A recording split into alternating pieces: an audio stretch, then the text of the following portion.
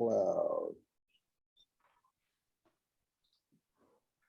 Welcome to the Ashby Village monthly Science and Ideas group. This afternoon, I have the pleasure. My name is Joe Ebinger, and Craig Griffith is my co-host. We have the pleasure to introduce Professor Stephen Self, and we'll refer to him as Steve from now on with any questions. He's going to speak to us on assessing the long-term risk from volcanism at the U.S. high-level nuclear waste repository site, Yucca Mountain, Nevada.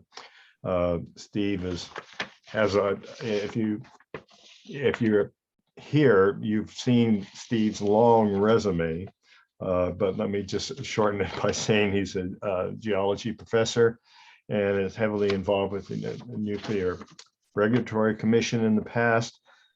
He studied all over the United States, and it looks like in Great Britain also.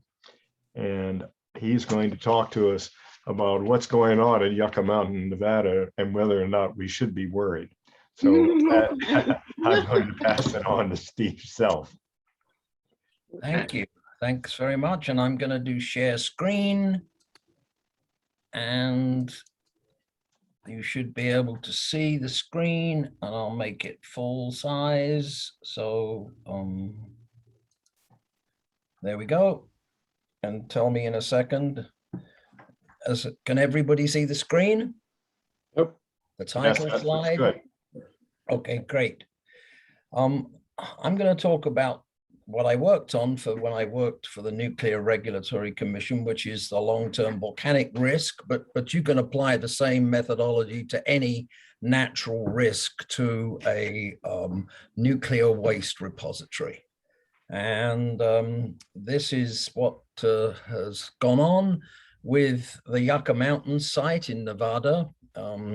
And I'll try and put it all in perspective. And there's a little bit at the bottom of the intro slide here. Our government, the US government, has chosen geological disposal, which is kind of a fancy way of saying sticking it in the ground, okay? Burying the waste.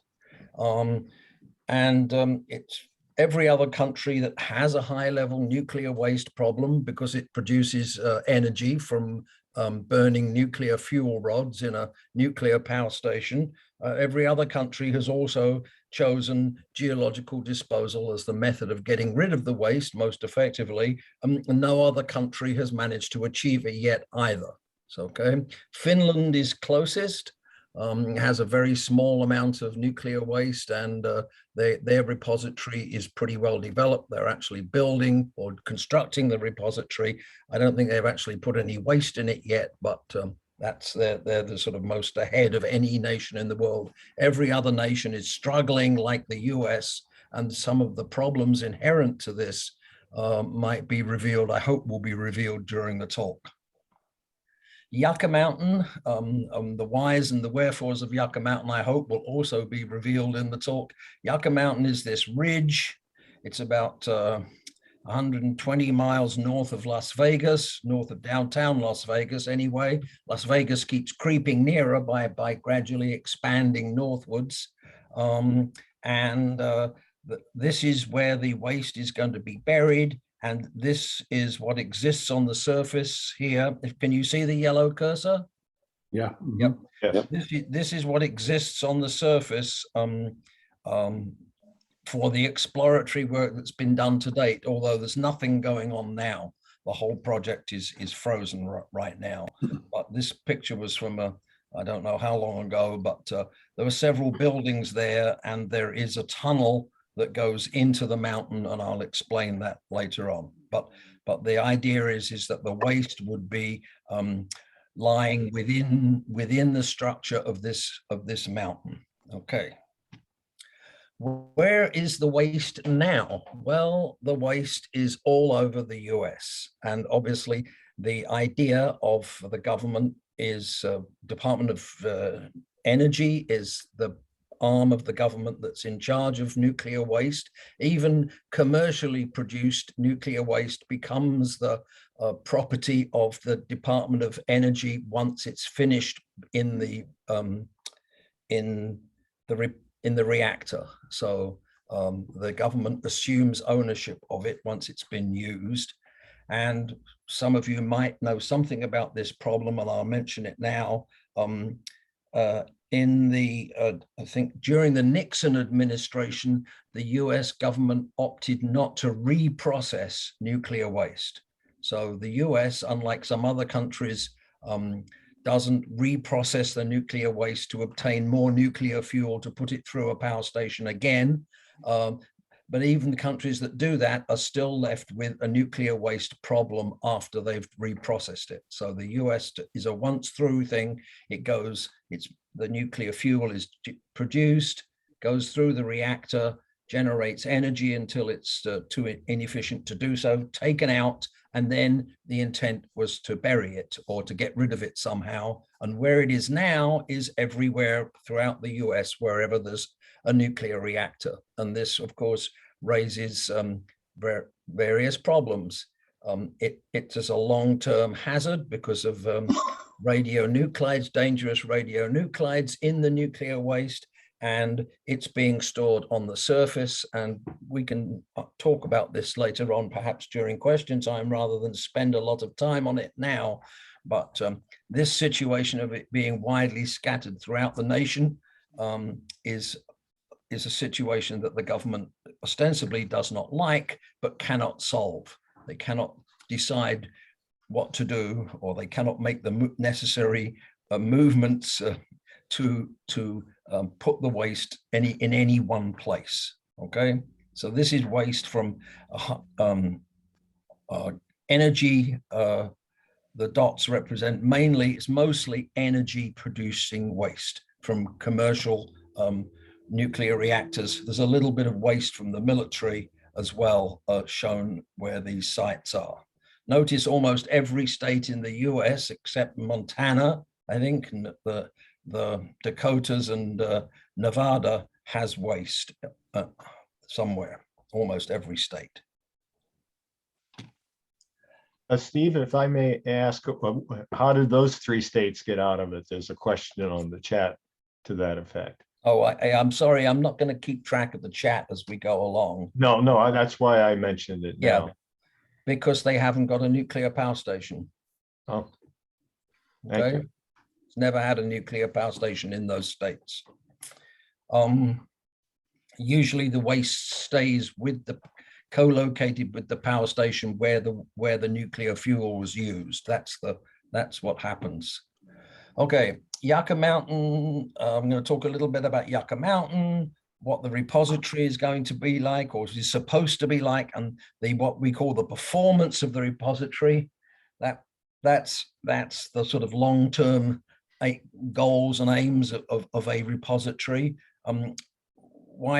Some advantages of the repository, something about the hazards at the repository, how the government has assessed the risk in terms of the performance, and this weird thing. This is an acronym soup. When I started with the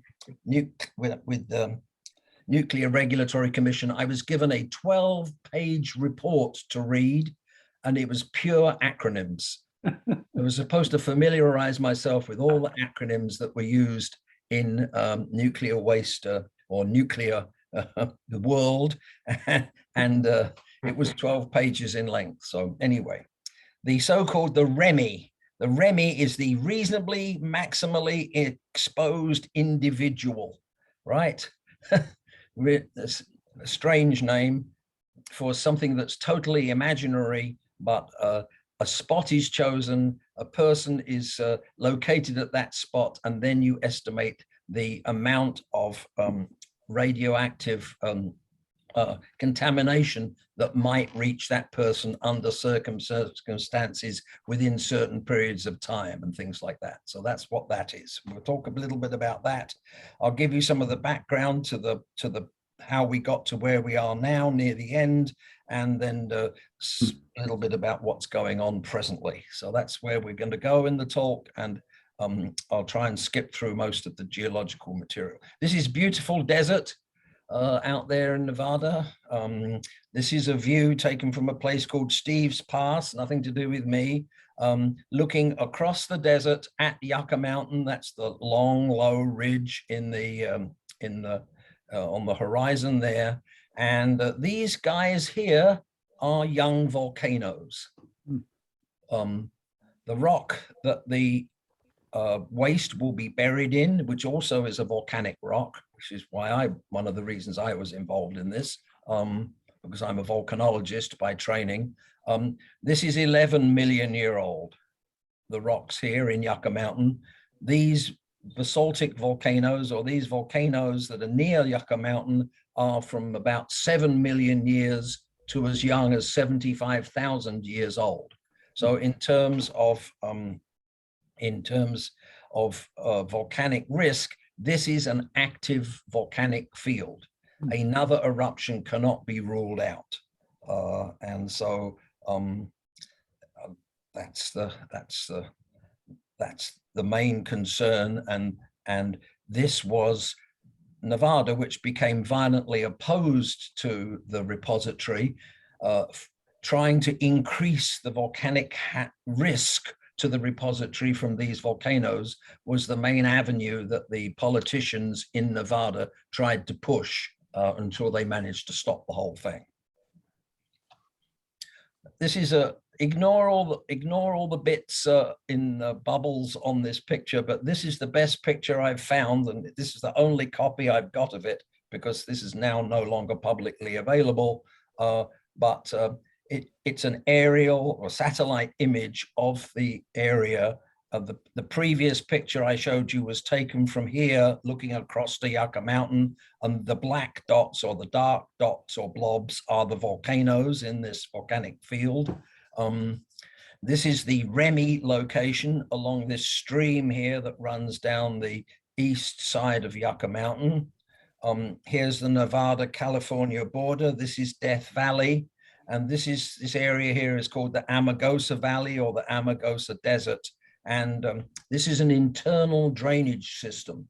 Anything, any rain, any precipitation, and underground and surface water in this area doesn't go to the sea. It will evaporate in the Amargosa Desert, and in extreme wet periods, it might leak through into southern Death Valley, which is also a land-bound drainage system. So there's no chance of this anything from a repository here ever getting to the sea, which is, I guess, a plus, a vague sort of plus to the system. Also, and this is, I'm sorry, this is a blurred slide, but here, if you can co-locate with the previous one, here's the California-Nevada border, here's the Amargosa Desert. This whole area where the repository would be located is off bounds to anybody. It's for a long time, it's been the Nellis Air Force range or bombing range. It includes the famous Area 51, where various things are supposed to go on, mostly, I think, totally fictitiously, but Area 51 is here. It includes the Nevada test site where all the bomb tests were done in the 1950s and 60s until it became not acceptable to do them anymore.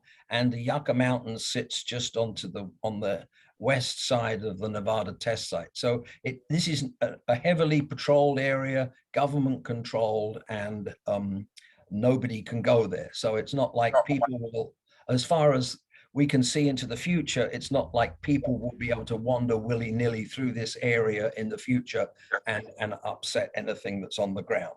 It's a no-go area. Just worthwhile making the point.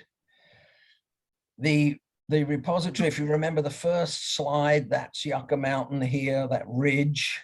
And the idea is that you go in a tunnel that's already been constructed here, and you go into this mountain more or less horizontally, just going slightly downhill.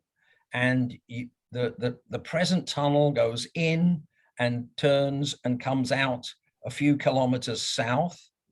And this was put in as an exploratory tunnel for the repository. It's all that exists.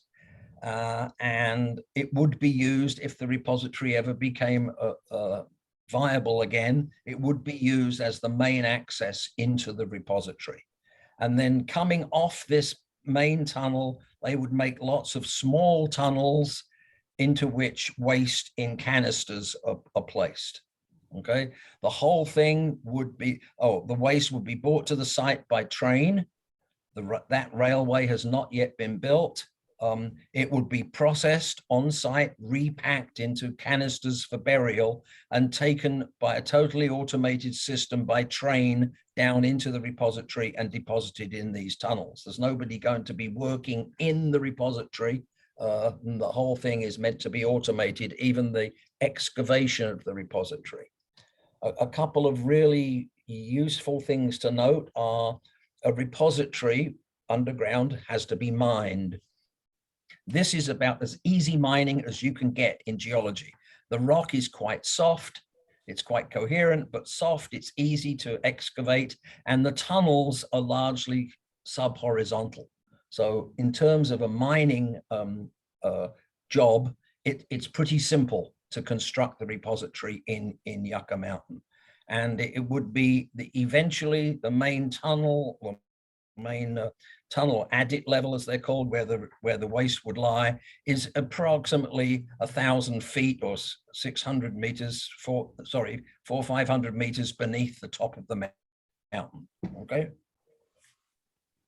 The period of performance originally proposed by the government, or in other words, how long the repository was supposed to be last, if you like, or look after the waste, was 100,000 years.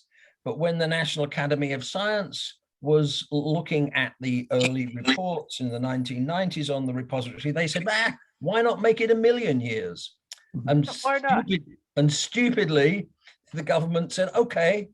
And of course, 1,000,000 years is, who thinks 1,000,000 years into the future, or who even thinks 10,000 years into the future? No engineering project ever has to bother about being sustainable or last 10,000 years, let alone 1,000,000 years. So, but the government was forced to make studies that included the repository out to 1,000,000 years in the future, which is way beyond even the half-life of any of the major radionuclides that would be in the waste in the repository. Okay, so this is a big word slide, but I'll run through it quickly, but it does contain some important things, because I and many people think that the Yucca Mountain is uniquely a great place to put nuclear waste, and these are the main reasons. I've already said it's on government restricted land, and as far as our present governments can be predicted for the future, it will probably stay that way. It's also isolated. It's 100 miles from Las Vegas. It's easy to mine. We've dealt with that.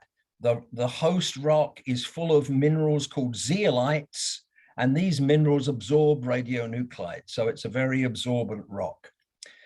The repository is 300 meters above the water table, and even during the next glaciation, because we're modeling or engineering far enough into the future to be able to say there will be another glacial period on Earth while the repository is performing. And even in the middle of the next glacial period, it's still 200 meters above the water table.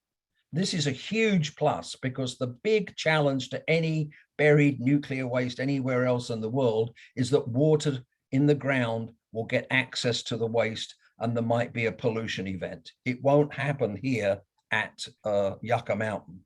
And the area, of course, is desert. It has a very, very low rainfall, which means that if there was ever an accident in the repository and a leak, then anything moving through the ground would be very, very slow because of the very, very low rainfall.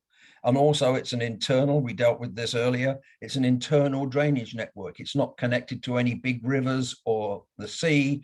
It would go into the Amargosa Valley and then into Death Valley. There's a minimal population in the area, and it's likely to remain that way. And another huge plus although it is overridden currently by Nevada state politics. But a big issue, say in Germany, for burying nuclear waste is getting agreement from the local communities. Who wants nuclear waste near their town? Nobody, right? But in the case of Yucca Mountain, it's in Nye County, Nevada, and the main town in Nye County is Pahrump. And Nye County and Pahrump doesn't have much going for it.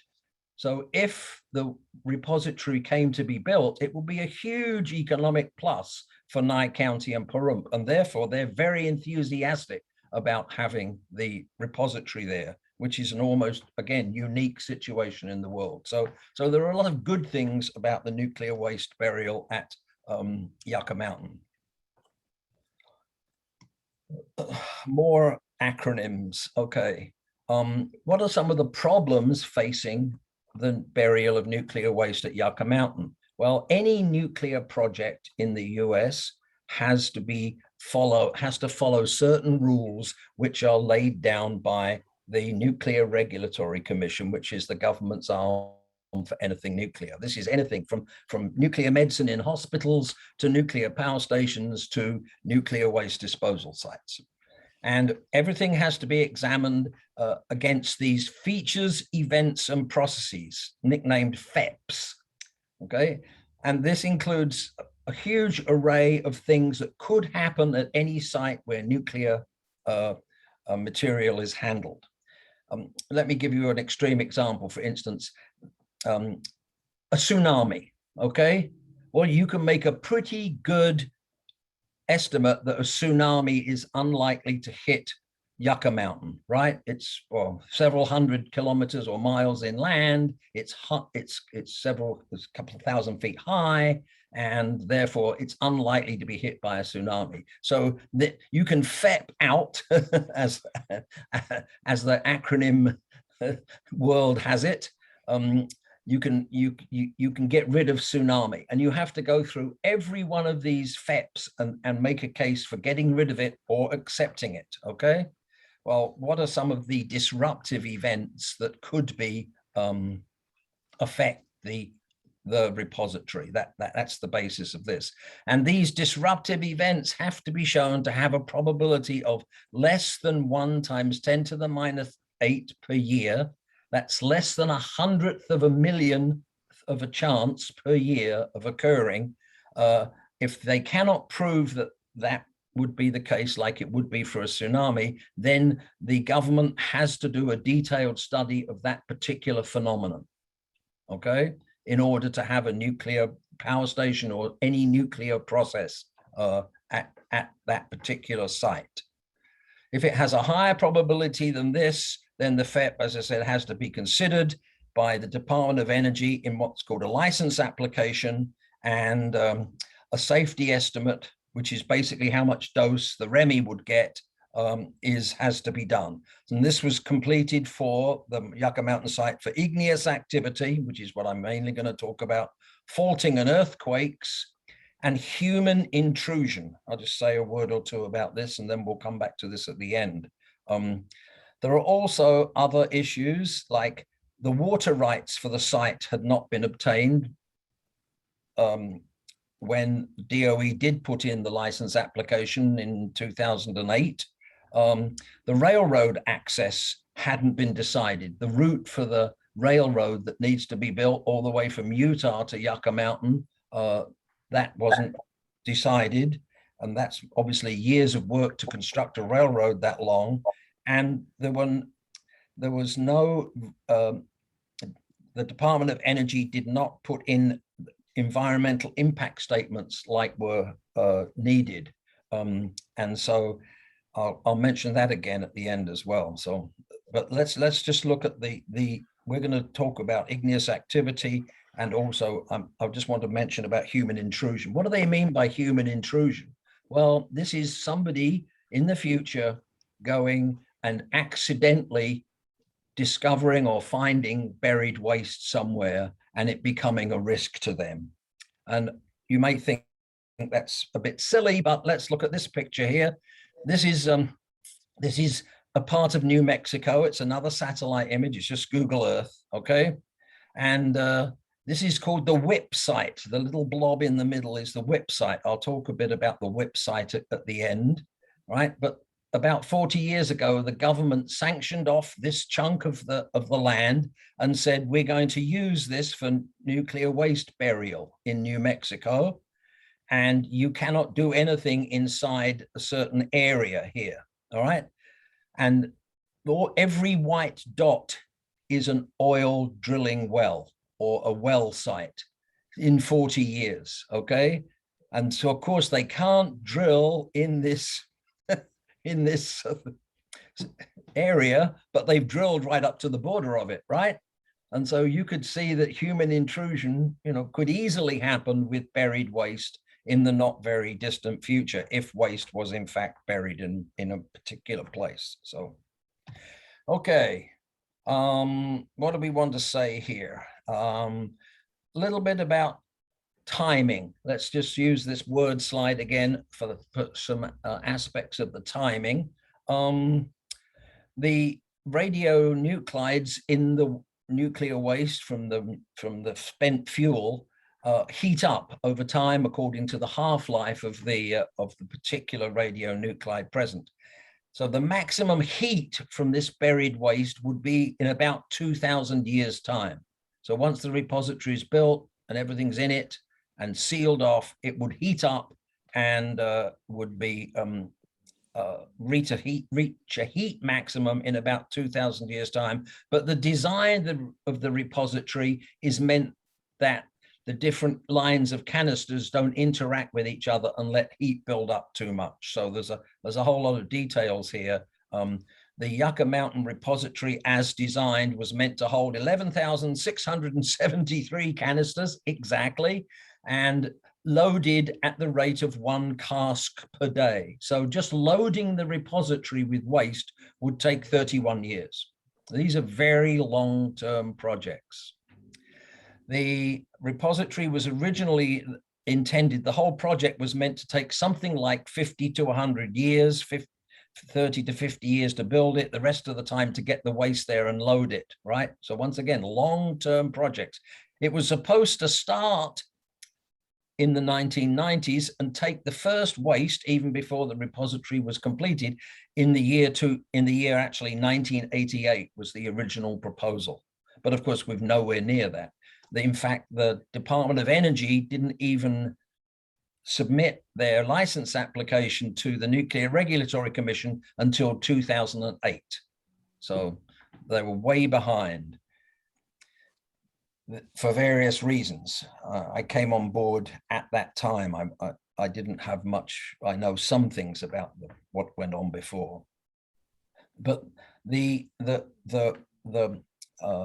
license application and the estimates of risk and radionuclide exposure are divided into pre-closure and post-closure period. Pre-closure is when you're building the repository and when you're bringing the waste to Nevada and loading it into the repository. Post-closure is when it's all there after 100 years or so, and you put your last canister in and you seal up the repository. And the idea is that you don't go back in, nobody goes back in there. There's no need to go back in there. Any monitoring of the repository is done remotely. Okay, and what I'm talking about when I show you some slides of the performance of the repository is for the post-closure situation. Regarding pre-closure, it's such a short period, 100 years, that almost all natural hazards can be FEP'd out, not considered, because their probability of happening in that 100-year period is very low, because it's such a short period. And the pre-closure is much more focused on risk to workers, aircraft crash risk, terrorism risk, and things like that. All the things that pose risks to the waste that's on the surface now all over the US. Okay. Steve, can we pause for a couple of questions now? Would that be Sure. okay? All right, Sarah, did you want to ask your question first? If not, I can read it.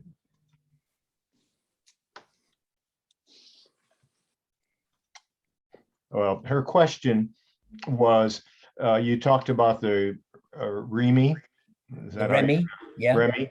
Yeah. Now, again, that is a a kind of a maximum exposure to radiation? Can you? Oh, reasonably, was it reasonably exposed? Exposed. I can't even remember what it is now. Yeah, but well, yes. but who decides that? Who decides, who sets that?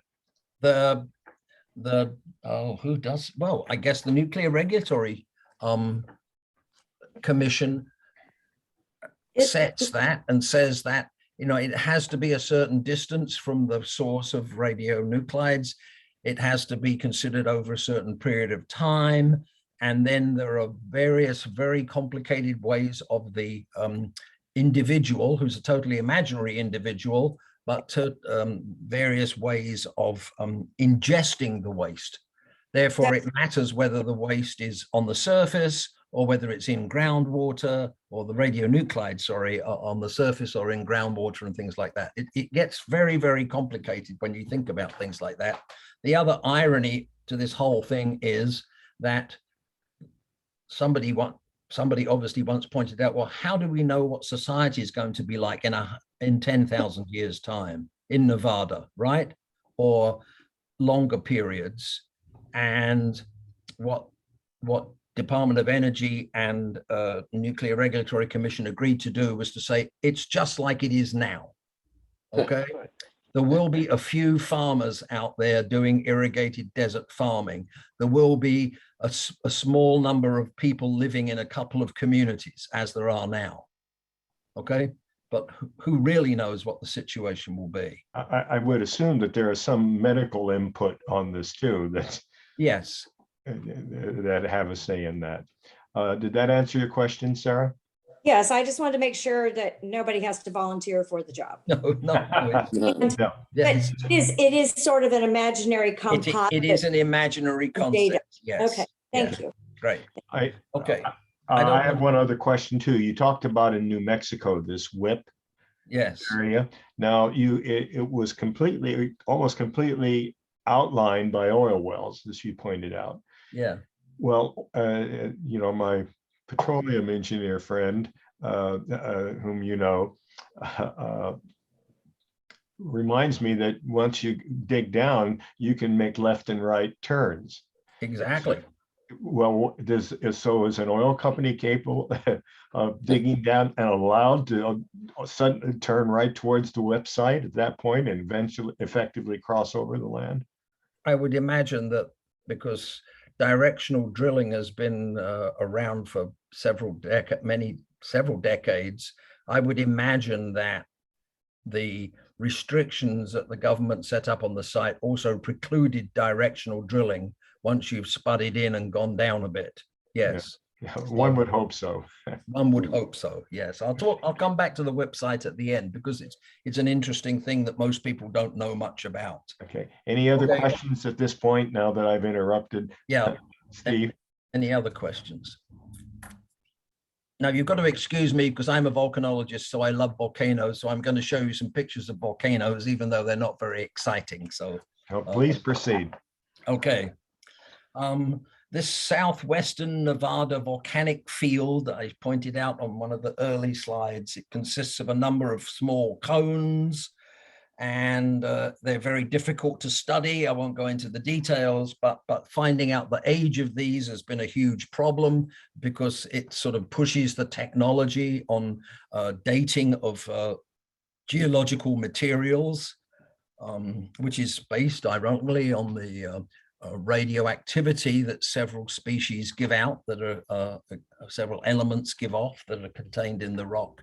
But it turns out that the oldest is about 7 million years. There seem to be a little cluster of cones at about 4 million years. And the youngest is this guy here, which is rapidly being diminished in size because they're quarrying it for yard decoration material. Scoria and things like that will go in your yard.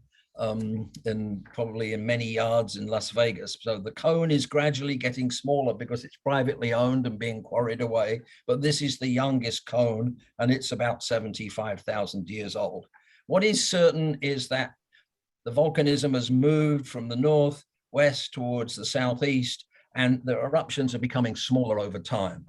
So the future risk is becoming less, but Nevada wishes it was the other way around and they could show that the future risk would be more, in which case they could have a better case for not wanting the repository in the state of Nevada. Now, where am I?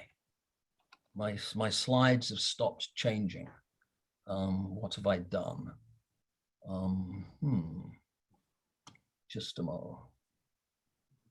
What's happened here? Hang on. Okay. Right. Okay. Yeah, that's the next slide. No, let me go back one. Okay. Yep. Next slide. I want to jump forward. Okay. There were two scenarios considered for the volcanism. One, I don't know if you know anything about eruptions, but the magma has to come from within the earth up to the surface to be erupted. And it does that via a dike, what's called a dike. It's like a linear line of a linear volcanic conduit comes to the surface. So the first scenario was, well, because the nuclear waste would be buried in the repository, it could be hit by a dike without any eruption at all. And the second scenario, well, I won't go through these words here, is that the somewhere along this dike, you develop a vent to the surface, and this vent goes through the repository, and some of the repository material could be erupted onto the surface. And there were the two sort of scenarios: dike only or dike plus volcano, because you can't have a volcano without a dike. So these were the two scenarios.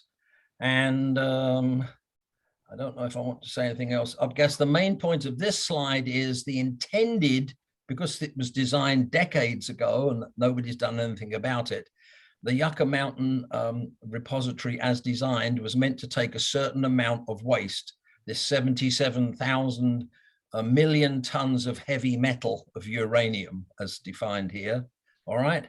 And because nothing's happened, now in the US, there's already 146,200 million tons of heavy metal lying around on the surface. So we've already got twice as much waste as the Yucca Mountain repository was designed for. So we already need two Yucca Mountains to get rid of our waste in the US if it ever takes place. And this has been recognized by the DOE. And even at the time they submitted their license application, they also submitted a report with a design for Yucca Mountain taking 3 times the originally intended amount. So the Yucca Mountain site is expandable to take much more waste than originally planned. The next 2 slides are probably the most important slides I will show you, and they're going to cut a lot of detail, through a lot of detail, but I'm going to show you the results of what DOE had to perform, what the Nuclear Regulatory Commission had to check, this total system performance assessment exercise.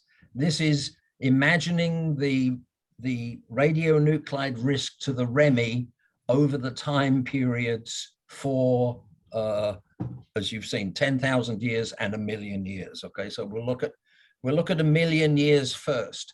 And the limit that a person, this REMI person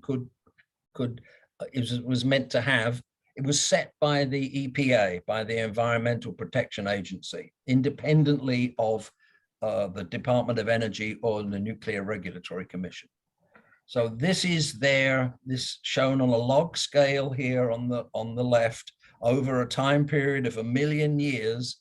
This is the EPA limit over 1,000,000 years, right? This is in millirems per year annual dose in millirems. This is a unit of radioactivity.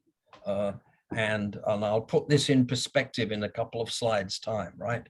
And then these are all the various hazards that the repository was evaluated for. So for instance, seismic ground motion, that's earthquakes. seismic fault displacement, earthquakes, the igneous intrusion, and the volcanic eruption.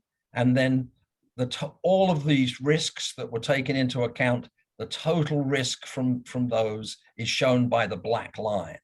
And as you can see, it's at least an order of magnitude or more less than the EPA limit for the period of 1 million years. In other words, what they're saying is the possible total risk from the repository over 1 million years is always less than 1/10 of the EPA limit, better than that over a whole million years. So in other words, there's no real risk. And we'll look at what this limit is in a minute. This is the situation for 10,000 years for the same group of things. I don't have to explain it in detail again, but the EPA limit is more than it was for 1 million years, but because of the shorter time periods and things, the amount of risk is 2 orders of magnitude less, 1/100th of the EPA limit for the entire 10,000 years, even for everything added together.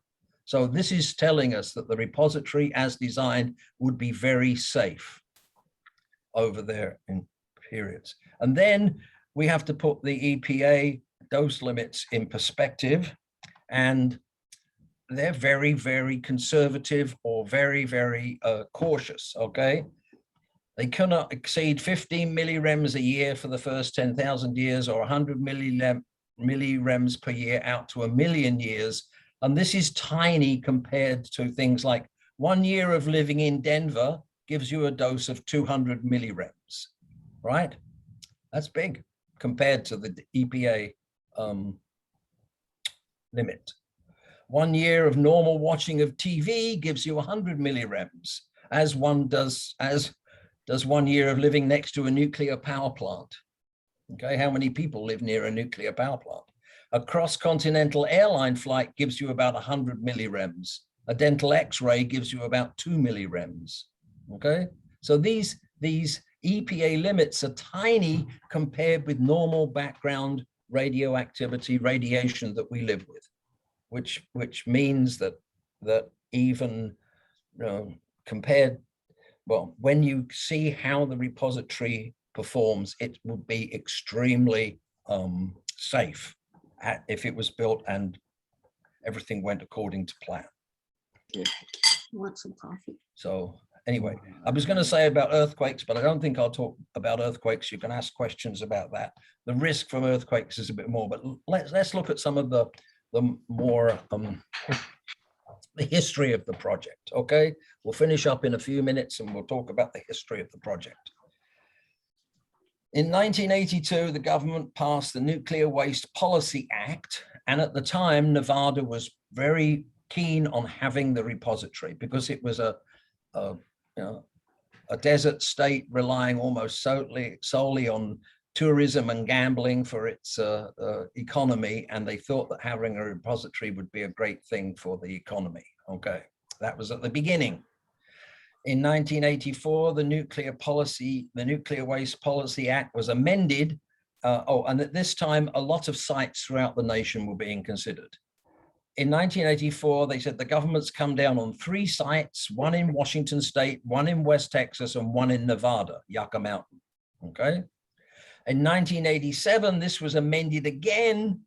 And by this time, Nevada had turned against having a repository. There was a young politician there called Harry Reid, and he called it the Screw Nevada Act. He thought that this was made just to screw Nevada, right, by the government at the time. But there was a lot of geological and technical input into this decision. Okay, I don't know much about the Texas site, which would be in salt, but I do know that the Washington site that they were evaluating, which would be in a volcanic lava, would be awful, terrible place to put nuclear waste. I'm somewhat familiar with this site from my other work. So anyway, then DOE worked on site characterization and everything else, but they took far too long to do it. Okay. In 1998, the date for the first shipments to Yucca Mountains, a little bit of sarcasm here from me. And in 2006, Harry Reid was made the head of the Senate during the Obama administration. And he steered an underling of his onto the NRC commission. And this guy became the chief commissioner of the Yucca Mountain in 2009 and basically stopped the NRC from publishing its evaluation of the license application that DOE had submitted on the Yucca Mountain thing. So it was ground to a halt politically. It was pointed out that it was illegal to do what they did, but what they basically did was just stop funding it. Unfortunately, NRC is directly funded from the Senate, and Harry Reid made the Senate just cut the funding to the NRC for Yucca Mountain. And therefore it was terminated by the action of one man, Harry Reid. And I'll have another few words to say about this in a minute. The court in 2014 decided that what they did was illegal. They made the Senate give some money to the Nuclear Regulatory Commission to finish the evaluation of the license application. We did that work and we published it in 2016, but nobody took any notice of it because it wasn't something that the government wanted anybody to find out about. It's publicly available, and it says that the Yucca Mountain site is a great repository and everything is fine. It points out, you know, there's things that I've mentioned, that there's a huge railway line to be built. They haven't got the water rights and things like that. But as far as the actual site goes, it's fine. Okay. And they also in this same period made the government give back all the money it had got from the various producers of energy from nuclear waste. It made them given a certain amount per year to the government, ostensibly to pay for Yucca Mountain. Well, somebody made, I can't remember the details, but it made the government give that money back. And so there's no longer a large pot of money to actually build the repository or proceed with nuclear waste disposal if ever a government wants to do that in the future. So to the present time, there's been no action. Nuclear Regulatory Commission is considering salt alternatives, and interim storage has been proposed. So so here's Nevada's hero. I'll talk about those things in a minute. Harry Reid somehow made DOE not send in environmental impact statements to the NRC, knowing that without an environmental impact statement with their license application, it would not proceed. So the fact that there was no environmental impact statement coming from DOE was maneuvered by the government, and they knew that it wouldn't go forward.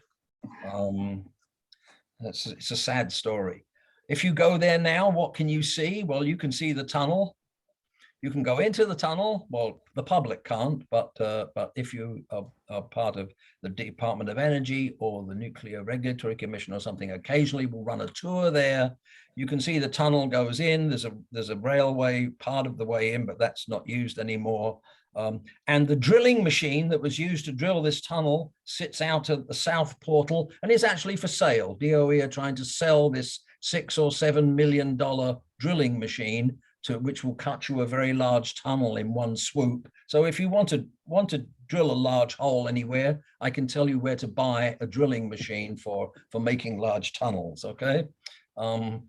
Anyway, so what are the latest developments? Well, the government did say that something had to be done about nuclear waste, that it shouldn't be scattered all over the country and all these various sites. And they recommended interim storage.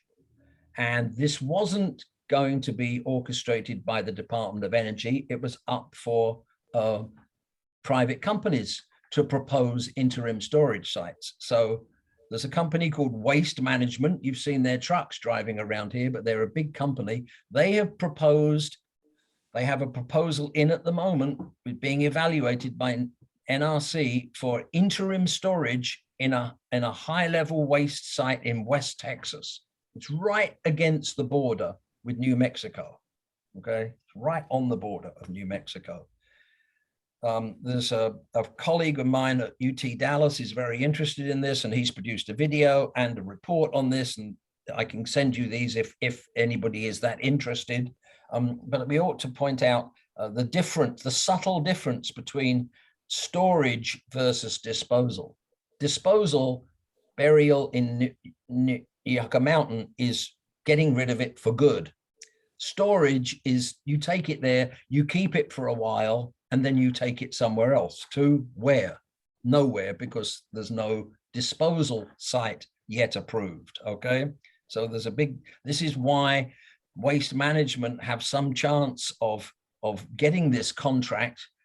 They will not be able to take by any means a significant amount of the waste that's scattered around the US. It will still be on the surface. It's not going to be buried in West Texas.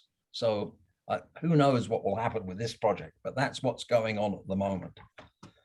And then I will just say a few words about WIP, the WIP site. And this is my last slide, which you've seen already, okay?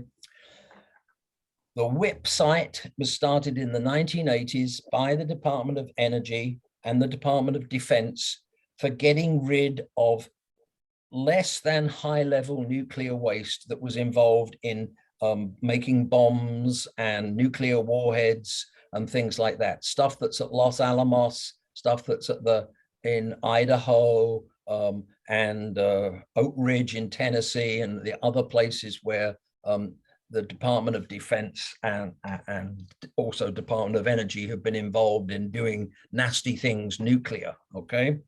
And this site was approved by the government because it's a pilot project. It's not the ultimate, it was meant to be a test project. Yes, the stuff's going down there for good, but it's a pilot project, and for some reason they approved it. It's a salt mine.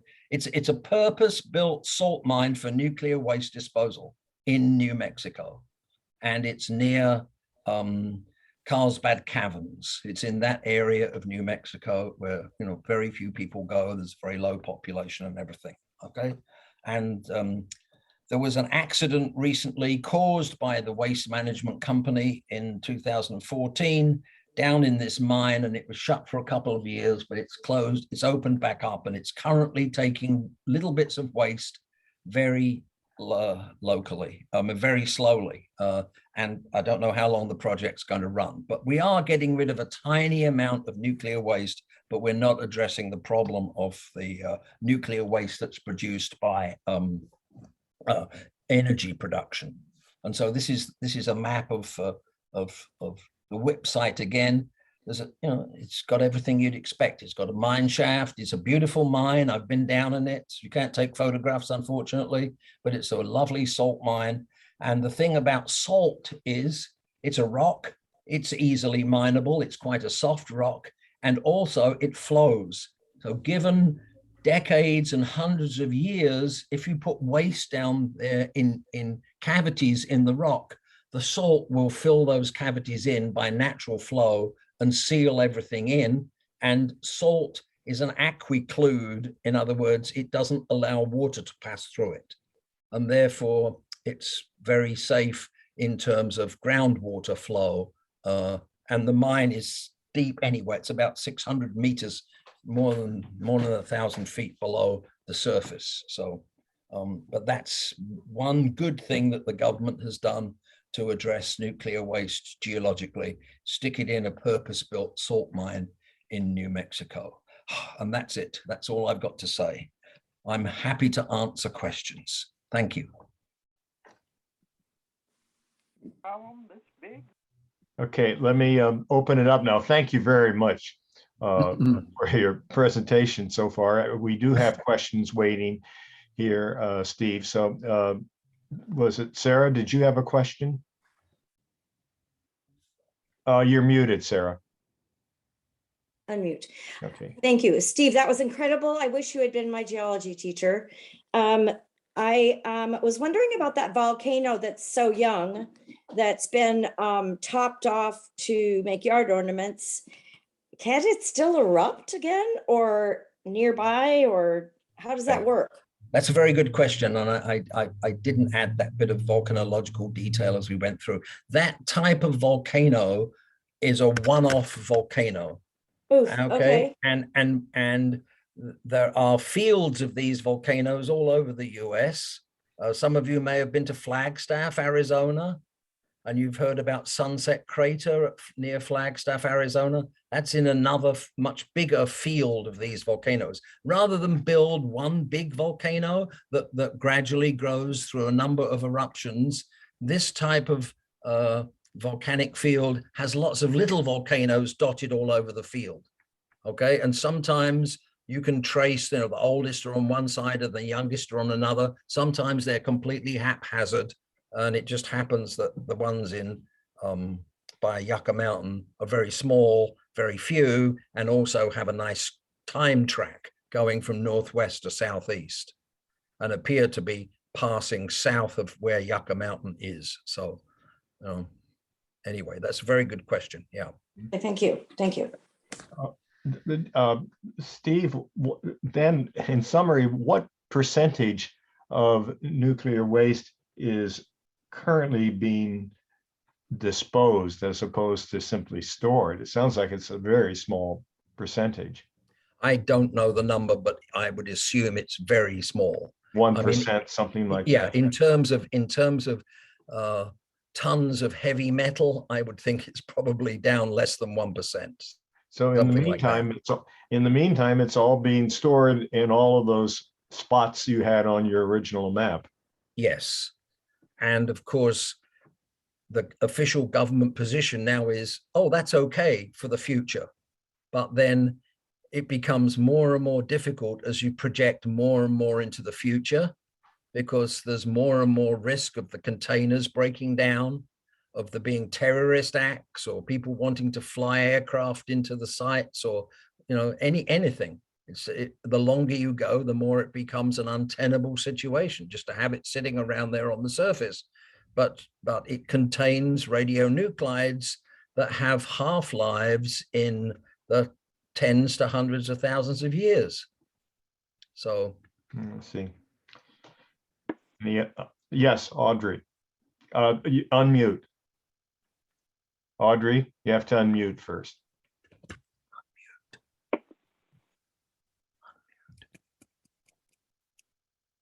Alexa, out. Help Audrey unmute. she can't find it, unfortunately. She can't find the unmute. I found it. Okay. You found Okay. it. Found it. Yes, Audrey. Okay, sorry for the delay. How much space does a 1 ton of uranium take up? Ooh, don't. Or 10 tons, or, Well, something that I can imagine. I know, very difficult. It's incredibly dense, right? So 1 ton of this heavy metal uranium probably doesn't occupy a very big space at all. I saw an analogy once, and I can't remember it, but it was using baked bean cans full of nuclear waste. And I can't remember what the analogy was, but it is incredibly dense. And therefore 1 ton of it is probably not going to, might even sit on your dining room table. Who knows? I would imagine you could probably get several tons on your dining room table. Really? Yes. Well, figuring it out from the density, I mean, density is in what? Grams per square? Cubic centimeter or kilograms per cubic meter. Yes. Kilograms per cubic meter. So if I found out that, I could calculate it. You could, yes. Yeah. Okay. Thank you. I probably should have asked this question earlier, Steve, when you were talking about dikes. How do they form? Is it because there are cracks in the plates, these horizontal tubes, vertical tubes, excuse me, up through which. Yeah, vertical sheets, really. Well, yes, there is a zone if you go down through the crust of the Earth, and the crust is brittle, right? the rocks are brittle in the crust and will fracture. But you get down below that, you're getting into the top of the mantle, and there are zones down there where the rocks, where the mantle material is more molten. And if it's more molten, then it's slightly less dense than its surroundings and will try to move up. And as it goes into the crust, it will find that it can either, and this is a big question in feeding magma up to volcanoes, does the magma find pre-existing cracks and just enlarge them, or can it actually cause the cracking itself? And I think that's something that we're still trying to learn about in geology. So, but that's what happens. And these dikes, they're usually a kilometer or more long, but the flow of magma within them usually focuses down to 1 or 2 points, and then that's where the vent for the volcano begins to develop above that. And so you don't usually find a whole dike spilling out magma at the surface. It's usually located at 1 or 2 points along a dike, and that's where you build these cones like you saw in the picture. Are they detectable before they reach the surface? Yes, by geophysics, by various sensing methods using physical properties of the rock, such as are used routinely for oil exploration and things like that. So yes, but putting those methods to a scientific purpose, yes, you can locate dikes that are under the surface that haven't erupted. Yeah. Audrey, take yourself off mute. Again. What are the current areas of research in the volcanology department? Or what are people researching who are specialists in that? It depends, a huge range of things. I can tell you what I'm doing. All right. All right. I'm looking at huge volcanism in the past that occurred at various times when mass extinctions of life took place. I don't know if you know much about life on Earth, but it's gone through several major mass extinctions where almost all species have died out. And each time that's happened, there happens to be a period when the Earth's mantle has produced an enormous amount of volcanic rocks as well. And it, one coincidence could be a coincidence, 2, 3, but there's 5 periods in the recent Earth history, that's the last few 100 million years, when this has occurred. So 5 coincidences must mean that there's some connection somehow. And yet we don't really understand that. And I'm looking at the volcanic rocks that were released onto the surface of the Earth, particularly with the mass extinction that occurred 66 million years ago when the dinosaurs died out and 75% of other living species. So that's one of the things I'm doing. I can go on if you want. So we're about to extinct many more species now. Do you anticipate another rash of volcanoes? Well, I think the extinctions now are being caused by us, by humankind. Right. So we've provided another mechanism for extinctions. Whether the number of species extinct would add up to what the paleontologists call a mass extinction, I don't know, but certainly very worrying and part of why we should become better curators for our planet. But pouring other rocks or CO2 or something like that into salt domes or other areas of rock that are that like to absorb the CO2, that's not going to cause a rash of volcanism, is it? No, it won't. No, that's pretty well understood. Yeah, good question. Roger, I see Roger with his hand up. Yeah, so I was just struck by, it seems like on the one hand, you have the scientific issue about, is it stable enough and would it last 10,000 years and all that sort of thing. which is a scientific question, but you butt up against a political question, which Yeah. is, can the people agree on something, and or do they just be at such loggerheads that they can't possibly come up with a solution, even if the scientists said, okay, this is a great place to go. Yeah, So, I mean, that's a comment on our social and political system, it is.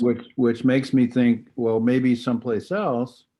Like I know, for example, in France, they use a lot of nuclear energy, and they seem to be very committed to building new reactors, and that's how they're. Yes. And it has a lot of pluses because it's it's not producing CO2. Yeah. I'm just wondering, in a situation like that, are they able to solve the political problem? No, France has no chosen repository site, and all of their waste is on the surface like it is in the US. Hmm. The last I heard, which is several years ago, just before I retired, was they are investigating a burial site in clay, which once again is very, very thick, very fine grained, doesn't permit water to pass through it, sensible host rock for a repository, somewhere east of Paris. So, obviously a very, in a populated part of France, but they were considering building a mine to get rid of the waste there, but I don't know how that's evolving. Germany has done a lot of research on nuclear waste disposal, even though Germany are moving away from nuclear energy because of that's a reaction to what happened in Japan at the Fukushima site after the big earthquake and tsunami a few years ago. But Germany have had a long history of using their old salt mines. Germany has a lot of salt mines for burial of nuclear waste. But they've recently, in the last 2 years, thrown their hands up and said, we cannot get agreement about from a community to allow a salt mine to be used for nuclear waste disposal. So they're throwing their whole nuclear waste disposal thing back to square one, and are going to start investigating other options for their nuclear waste thing. So they're in the same situation as us. You're right. It's a political hot potato, because nothing in politics lasts even for a few years, let alone, I mean, it's going to take 100 years to build and fill the repository at, well, no, I don't know how long it's going to take. It's going to take decades to build the Yucca Mountain repository. And then, as the law has it, as the Nuclear Waste Policy Act, you need another whole license application to begin putting nuclear waste into the repository you've just built. Yeah. So that would throw things further, slow things down further. So no political system can operate over the required periods that you have to have consistency to obtain a burial solution for nuclear waste. Interesting. Yeah. What other challenge to modern society requires us to plan tens of thousands to 1 million years in the future? It's not required for anything else. Bridges, towns, tunnels, anything else, right? I don't know how long they're built for, but not tens of thousands of years. No. Nobody thinks that far ahead. It's a very interesting social scientific problem. Yeah. I'm going to take a risk and ask a question that is probably you get asked often. What is the status of science of predicting when and where future volcanoes will erupt? Is that something that might happen during our lifetimes, that we can say with reasonable certainty, for instance, that Mount Etna will erupt within the next 3 years? Will we ever get to that point? Well, we can predict when volcanoes are going to erupt. if we know the volcano. That sounds silly, but how can I put this? With respect to our own lifetimes, or the times that we normally think about, generations, decades, we are only going to get volcanic eruptions from where there are volcanoes presently on Earth, right? Right. One could do future plate tectonic projections and say, well, in 1 million years time or 10 million years time, the plates will look different, and there may be volcanoes here on Earth where there aren't volcanoes now. But we as a human species are not particularly interested in doing that for our own purposes. So, and for those volcanoes that exist, we are in various states of knowledge about when those volcanoes will erupt in the future. The more the volcano has been studied, the more active it is. Obviously, if they're active, they kind of get studied. If they're not active, they can still get studied. And the more work we've done on them, the better we have a chance of predicting when they might erupt in the future. The big danger to humankind is a volcano that hasn't erupted for a long time, that hasn't received any attention, suddenly becoming active again and going into an eruption when we might not suspect it, because there's nobody there. It's in an isolated region. It's not had any work done on that volcano. And then you know, for instance, I mean, and it doesn't have to be very far from civilization, because take the case of Mount Pinatubo.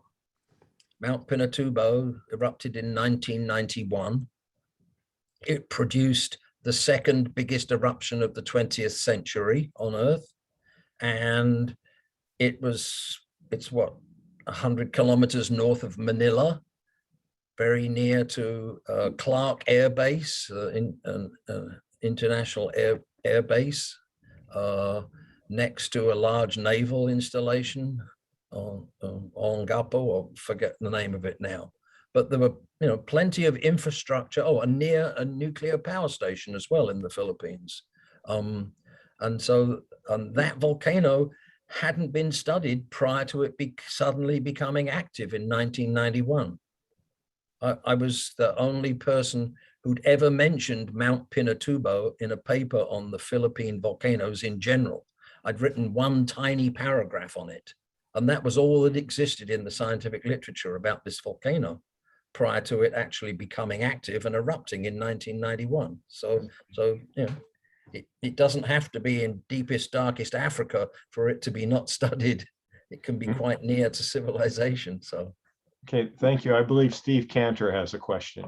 Yes, this is a little basic, but what technologies or technology do you use to evaluate volcano eruption? Is this temperature sensitive, or how does it go? Well, at the long term, you need to go and look at the deposits of volcanoes produced. You need to have some idea of the chronology of that. It could go back over thousands, tens of thousands, hundreds of thousands of years. And you need to say, well, you know, 10,000 years ago, this volcano did this, 5,000 years ago, it did that, 2,000 years ago, it did that, you know, and work out an average period between eruptions. And that's the sort of coarse scale stuff. If the volcano is actually active, if it's actually, you know, steaming, has geysers on it and things like that, then there's a lot more you can do.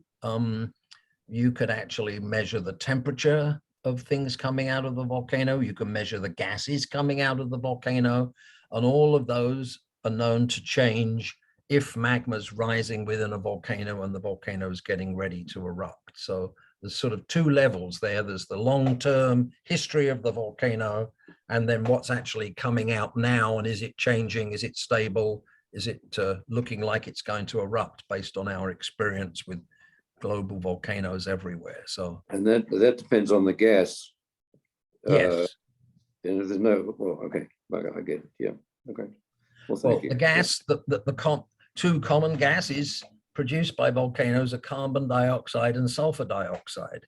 Mm. And what we find before, if a volcano is getting ready to erupt, the record at many volcanoes has shown that the sulfur dioxide, carbon dioxide ratio changes, and you get a lot more sulfur dioxide in the gas coming out if the volcano is getting ready to erupt.